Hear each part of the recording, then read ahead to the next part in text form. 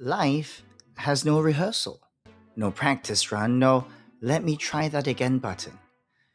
But most of us live like we'll get a second chance.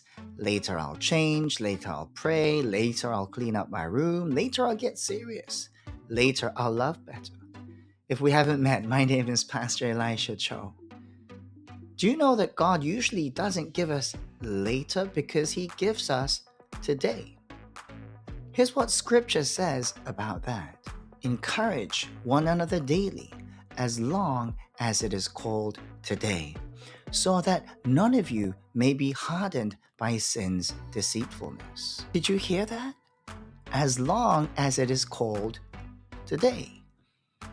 That means spiritual life is not mainly about someday, it's about faithfulness right now, right here, today, for you and for me. But here's the trap. Humans, unique in their nature, we worry about the future, and then we regret the past. And that's exactly where the enemy wants you and I to live. Not in the here, not in the now, but somewhere else. If you cling to the future, it often becomes fantasy, and fantasy becomes desire, and desire becomes restlessness because you feel like you can never reach it. On the other hand, if you cling to the past, it becomes regret. Regret turns today into a prison because you can't get free from it. Jesus said it clearly. Do not worry about tomorrow. Each day has enough trouble of its own. Matthew 6:34. The enemy doesn't have to destroy you. He just has to steal your today and make you live not in the here and now, but make you live either in the past or thinking about the future. Now, growth in life requires a process. There's pressures, there's disciplines, there's time that goes in. And likewise, spiritual growth is the same. You don't become strong in one particular moment. You become strong through daily obedience and spiritual rhythms. What does the Bible say about that? Now is the time of God's favor. Now is the day of God's salvation. 2 Corinthians 6 verse 2. God works in the now, and most of the now you receive is today.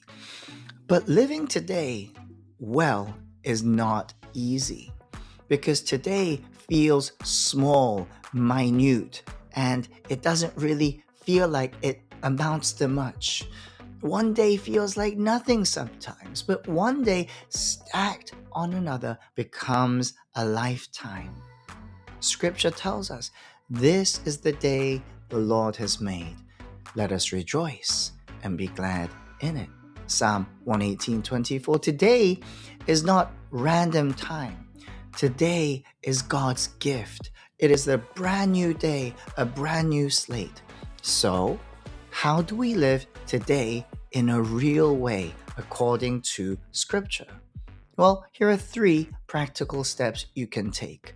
Step 1, when you feel anxious about the future, stop and name today's grace.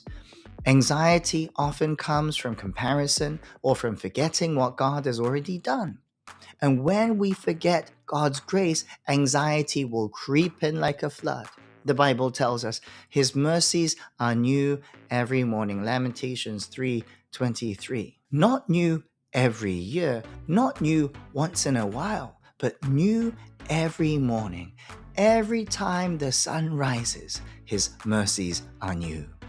So on anxious days, do this. Write down one mercy, one provision, one moment of help, and that will bring you back into the now and get you freed from anxiety. Step 2, when the past feels so heavy, don't let it imprison you.